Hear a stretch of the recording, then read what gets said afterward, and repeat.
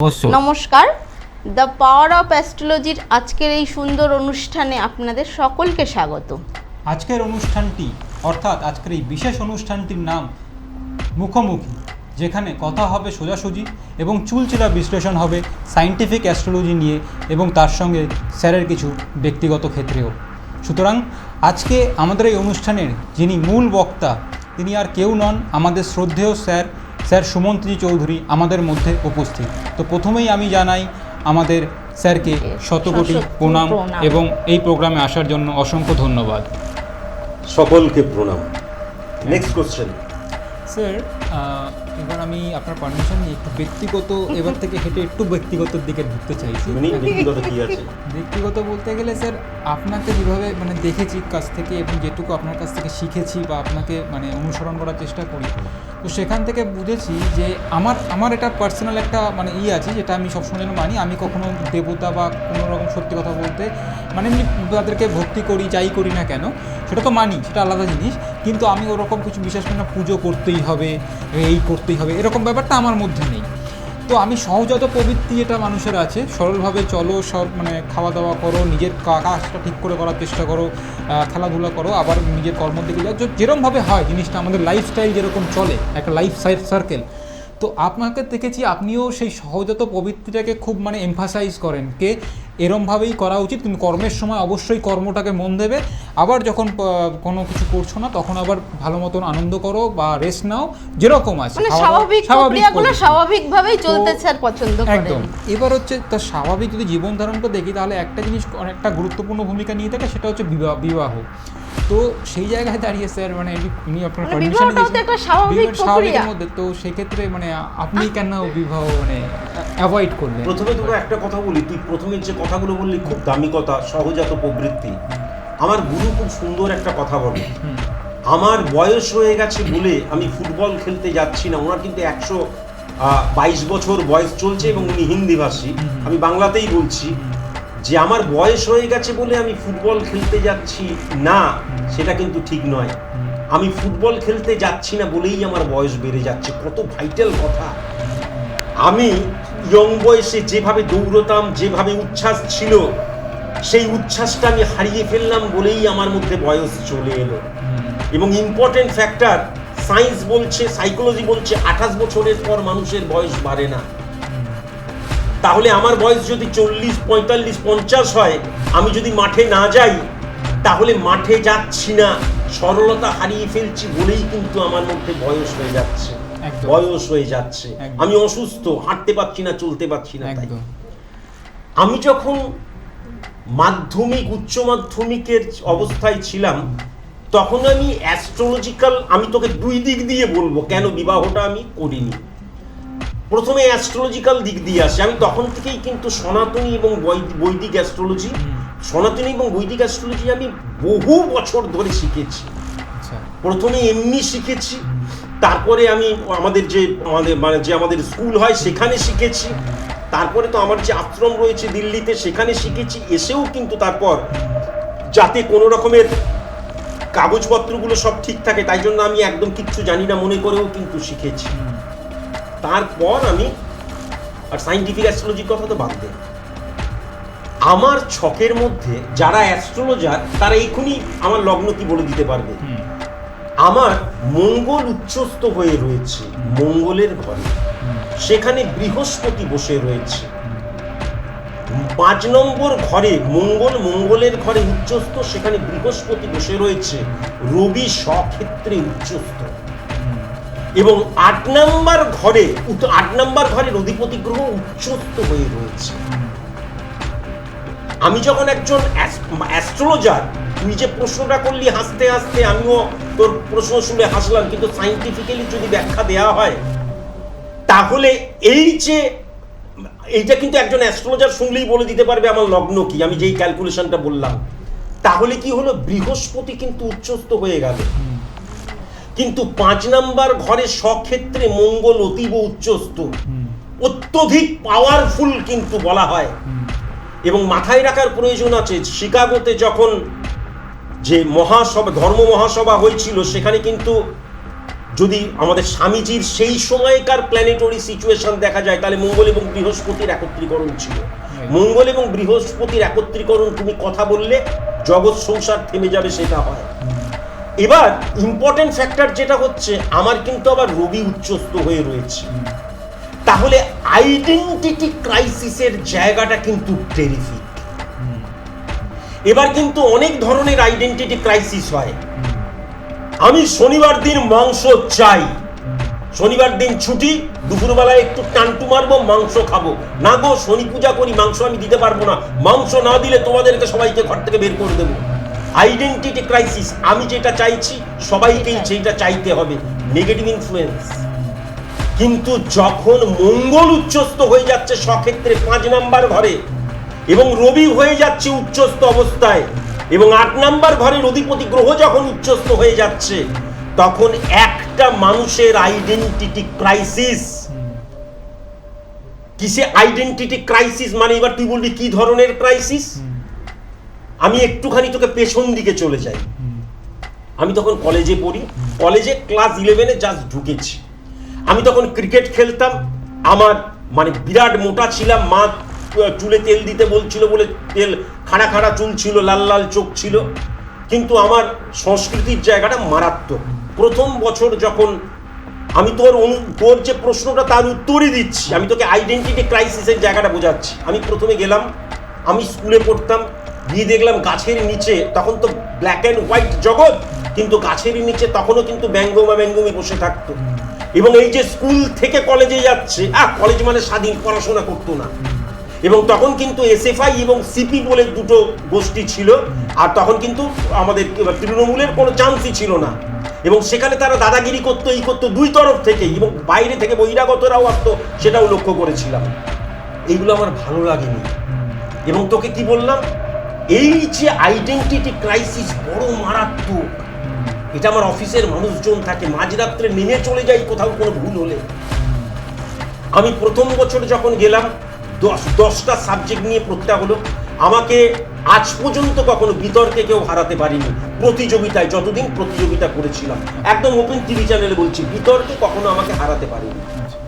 এইটা কিন্তু একদম এমনি আমাকে বিতর্কে, এখন তো আর কেউ ডাকে না, কিন্তু যখন বিতর্ক প্রতিযোগিতায় হারাতে পারেনি, কবিতায় যেমন হারাতে পারিনি, এরকম অনেক কিছু আছে। 10টা যে প্রতিযোগিতা হলো, সেখানে 8টাতে প্রথম হলাম আমি।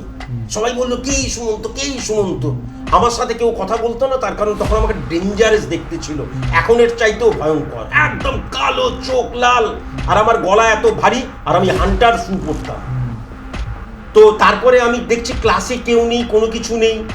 আমি তখন চলে গেলাম একটি রাজনৈতিক দলের দিকে। আমি কি বললাম, আমি ভোটে দাঁড়াবো। তারা অবাক হয়ে গেল। আমি বললাম, আমি ভোটে দাঁড়াবো।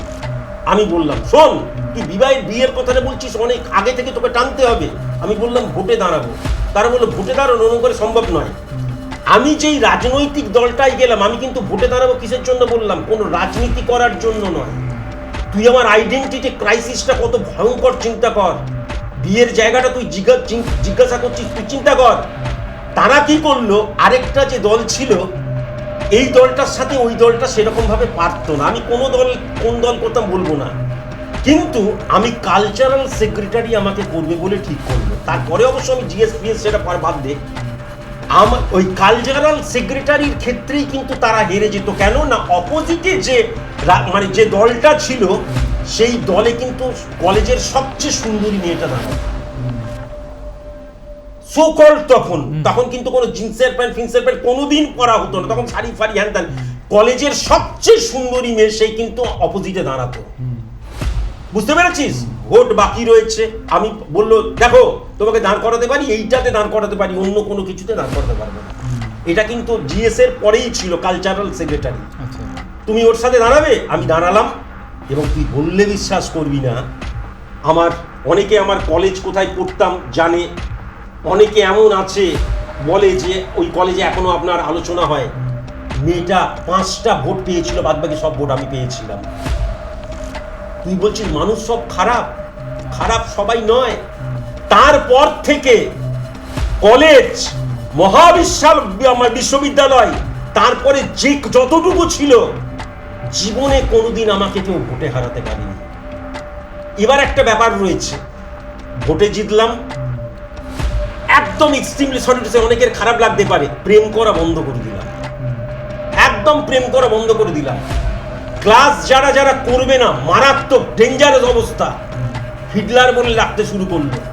কিন্তু সেই সময় আমি তো বর্ধমানের একটা কলেজে পড়তাম, বর্ধমান সকল কলেজকে নিয়ে প্রতিযোগিতা হলো, আমি সেকেন্ড স্থান পেলাম, যেখানে কোনো স্থানই পাচ্ছিলাম না, এবং সেখানে আমিও কিন্তু 3টে বিষয় ফার্স্ট হলাম। এখনো যেমন সামনে আমি চলো আমার মতন করে চলো, তখনও তাই। শিক্ষকেরা মারাত্মক ভালোবাসতে শুরু করলো আমাকে। ইতিহাস সাক্ষী রয়েছে, তুই সেই জায়গায় যা, তাহলেই বুঝতে পারবি। তখন কিন্তু এখনকার মতন যে মানে আমি যে মানে কলেজের যে নোংরামি ছিল না, কিন্তু ওরকম নোংরামি ছিল না, এটা আজকের দিনে আমি বলতে পারি। আমি কোনোদিন রাজনীতি করিনি, কোনোদিন কোনো দিন করিনি, কিন্তু আমি আমার কাজের মধ্যে দিয়ে বুঝিয়ে দিয়েছিলাম। কখনো কলেজ ফাঁকি দিয়ে, কলেজে ক্লাস করছি না প্রেম করছি, দণ্ড কখনো সম্ভব হয়নি। তাহলে এই আমার আইডেন্টিটি ক্রাইসিস, আমার যে স্বপ্ন, এবং এখনো তাই। তোদেরকে বকাঝকা দিই কেন? আমার স্বপ্ন সকাল 4টের সময় উঠে তুই দৌড়বি, লাফাবি, ঝাঁপাবি। আরে ও ঘরের গৃহিণী, ও 8টার সময় উঠতেই পারে, 8টার সময় উঠছিস, তোকে প্রাক করে দিলাম ছোট লক্ষ্য দেখার।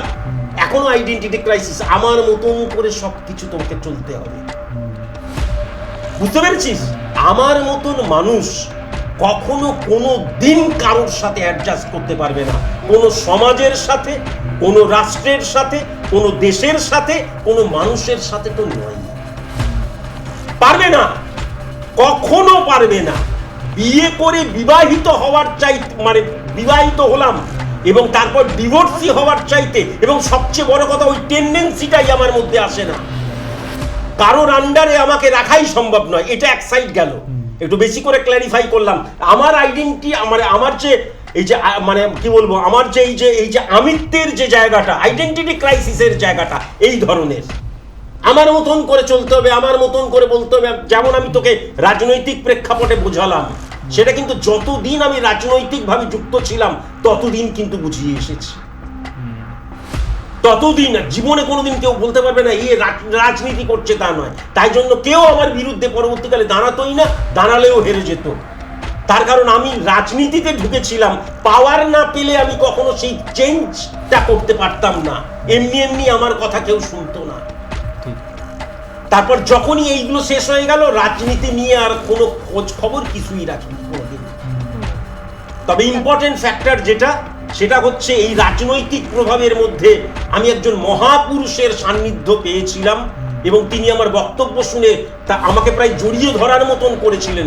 তিনি হচ্ছেন জ্যোতি বসু। আমাকে আমি খুব স্বল্প সময়ের জন্য বক্তৃতা রাখতে পেরেছিলাম, এবং কখনোই কোনো রাজনীতি নিয়ে বক্তৃতা আমি রাখিনি। পলিটিক্স মানে পলিউটেড টিক্স নয়, পলিটিক্যাল টিক্স, রাষ্ট্রিক নীতি, সেটাকে নিয়ে মেনে এসেছি। যাই হোক, তাহলে এই ক্ষেত্রে যেটা হচ্ছে, এই দিক দিয়ে একটা দিক দিয়ে গেল, আমি কারোর সাথে কখনো মেনে নিতে পারতাম না, মানিয়ে নিতে পারতাম না, ফার্স্ট এটা।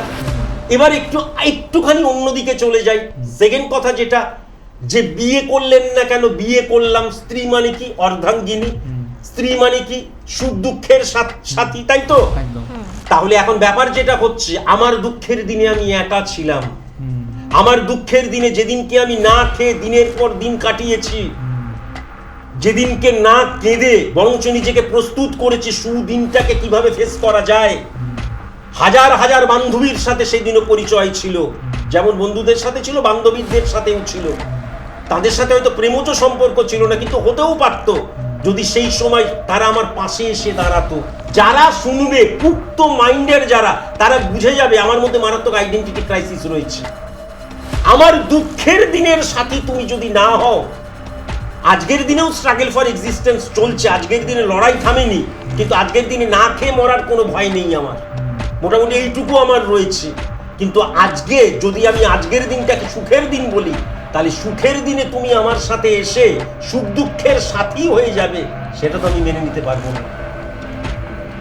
যদি তুমি আমার লড়াইয়ের দিনে সাথী থাকতে, তাহলে তোমাকে বলার প্রয়োজন হতো না। যেদিন সুদিন আসতো, সেদিন আমি হাত বাড়িয়ে বলতাম, আমি তোমায় ভালোবাসি, আমি তোমায় ফর এভারের জন্য চাই।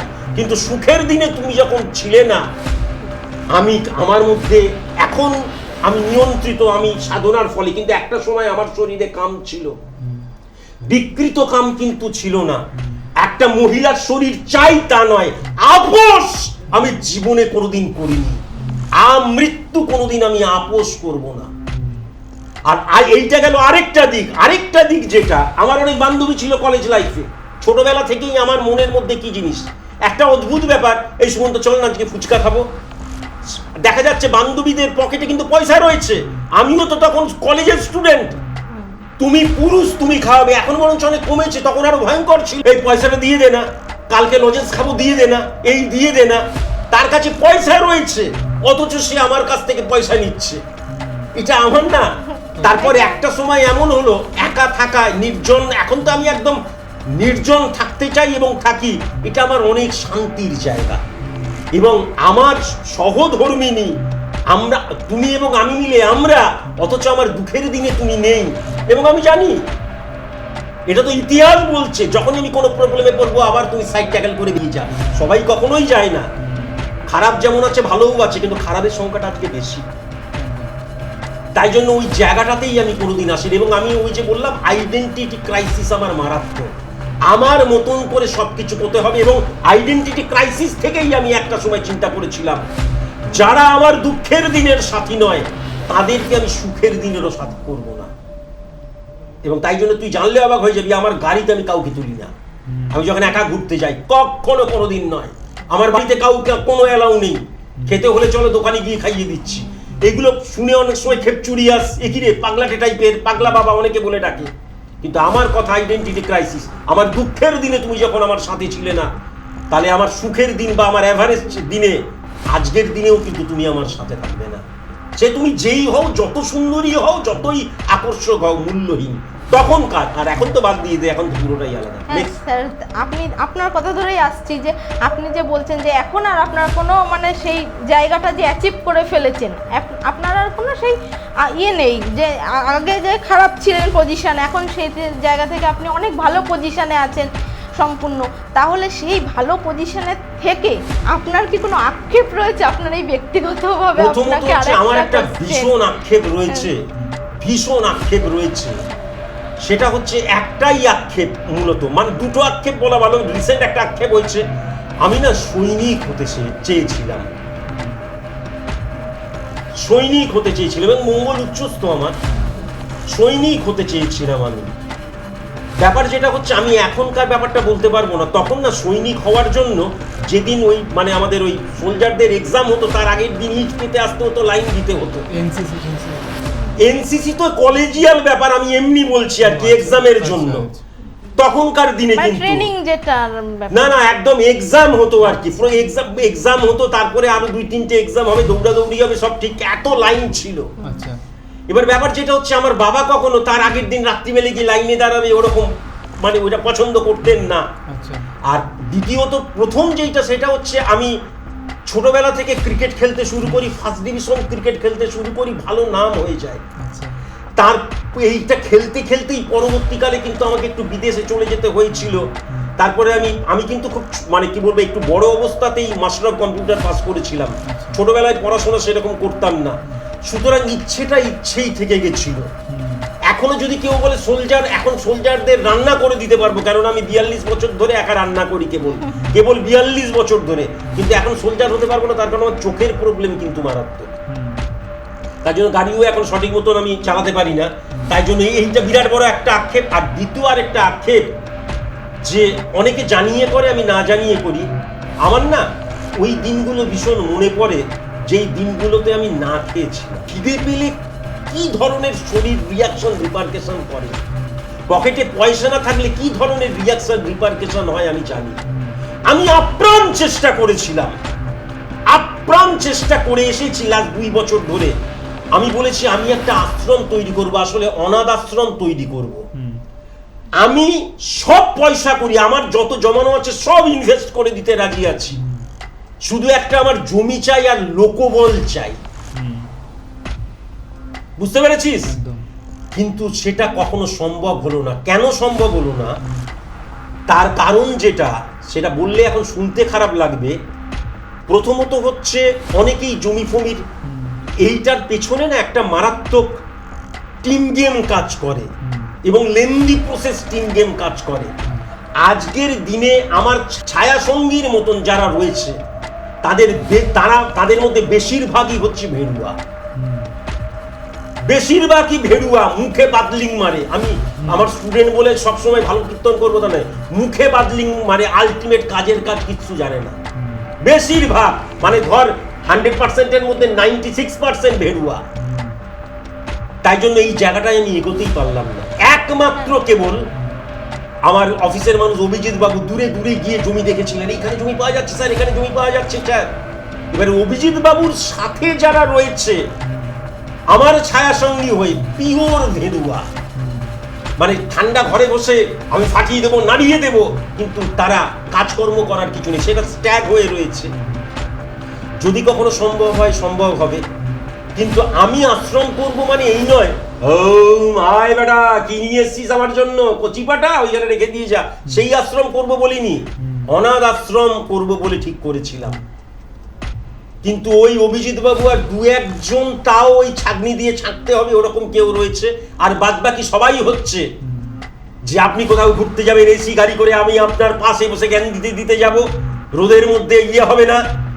হ্যাঁ, তাদেরকে একটু বকাঝকা দিলেই বলে ও পেটে এত যন্ত্রণা স্যার, তারা বকাঝকাও সহ্য করতে পারে না, মুখে মারিতং জগতং। এই সংস্কৃতটা ঠিক বললাম না, তবুও রেগে গিয়ে বলছি বলে বললাম। তাহলে এই হচ্ছে তারা, তাই জন্য আমার এই দুটো স্বপ্নই অধরা থেকে। স্যার একটা কথা বলছি এখানে, আপনি দ্বিতীয়টাকে আক্ষেপ বলে শেষ করে দিচ্ছেন, এই কথাটা আপনার মুখে মানে আমার একটু কেমন লাগে। এখন আপনি তো হাঁটতে শেখেননি, যেটা সেটা হচ্ছে আপনি এটা হবে না ভাবছেন কেন? একটা কথা বলি, তার কারণ আমার 8 নাম্বার ঘরের অধিপতি গ্রহ যখন উচ্চস্থ হয়, শোন এটা অনেকেই জানে কি জানে না, 8 নাম্বার ঘরকে নেগেটিভ বলা হয়, তো বলে 8 নাম্বার ঘরের অধিপতি গ্রহ যদি উচ্চস্থ হয় তাহলে কিন্তু রাজযোগের আন্ডারে চলে যাওয়া যায়, জীবনের লাস্ট ফেজটাতে সে সোনা খায়। কিন্তু ইম্পর্টেন্ট ফ্যাক্টর হচ্ছে যে এই যে আমার যে 8 নম্বর ঘর এবং শনির যে একত্রীকরণ পজিটিভ ইনফ্লুয়েন্স ক্রিয়েট করা না করার জন্য যেদিন আমার কর্ম থেমে যাবে সেদিন একটা কেউ স্যার আপনাকে আমি 1000 টাকা দিয়ে সাহায্য করতে এলাম, আপনি তো আর কাজ করেন না বলতে আসবে না। তুই আজকের দিনে ডায়েরিতে লিখে রাখ, আসবে না, আসবে না। যেহেতু স্যার ভবিষ্যৎটাকে তো পুরো আমি নিজে যদি অ্যাস্ট্রোলজিকে বিশ্বাস না করি, আচ্ছা 5 মিনিটের টাইম রয়েছে কি? হ্যাঁ 5 মিনিট, ভেরি নাইস। তাহলে আমি নিজের জীবনটা, আমি যদি নিজের জীবনটাকে ক্ল্যারিফাই করতে না পারি, যেদিন আমি খেতে পারতাম না, সুরজ বলে একটা ছেলে ছিল বিহারে থাকতো, সে আমার সাথে মেসবাড়িতে থাকতো, সে হিন্দিতে বলতো, আপনি এরকম ধরনের ইয়ে করেন, আমার চাইতে ছোট ছিল, সে একটু ল্যাংড়া টাইপের ছিল, আপনি এত দারুণ প্রেডিকশন করেন আপনি, আমি কোথায় যাব, কি করব, কোন চেম্বারে, সে তখন ধরে নিয়ে আসতো, 50 টাকা করে নেওয়া হতো তখনকার দিনে, কম নয় কিন্তু, সে 20 টাকা আমি 30 টাকা, এই করে আমার মানে জীবন চলতো। তাহলে অ্যাস্ট্রোলজিটা আমি আজকের অ্যাস্ট্রোলজি নয় আমার, তাহলে আমি দেখতে পাচ্ছি না। এবং চ্যালেঞ্জ, তোকে তো চ্যালেঞ্জ বললাম, এর পরেও হয়তো 100 জন আমার পাশে এসে বলবে স্যার আপনি আমার এনার্জি, আমার সব কিছু নয় স্যার, ওই যে স্যারের কাছ থেকে স্যার মিরাকেল পারসন, তাই জন্য আলটিমেট শুনে খারাপ লাগবে, আমি তো বলেছি আমি সত্যি কথা বলবো, কার ভালো লাগলো মানে খারাপ লাগলো আমার, আই ডোন্ট কেয়ার, এই স্বপ্ন আমার সফল হবে না।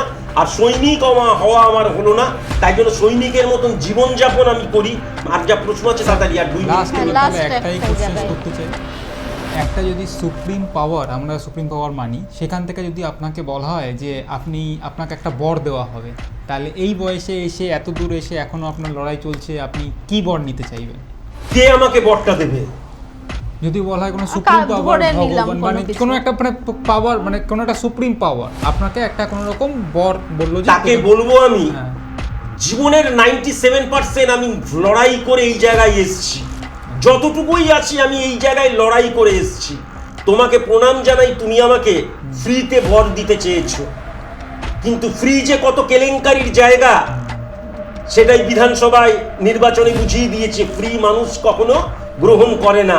আমি লড়াই করে যা জিতেছি তাতেই আমি সন্তুষ্ট, লড়াই করে যেটা জিতবো তাতেই আমি সন্তুষ্ট।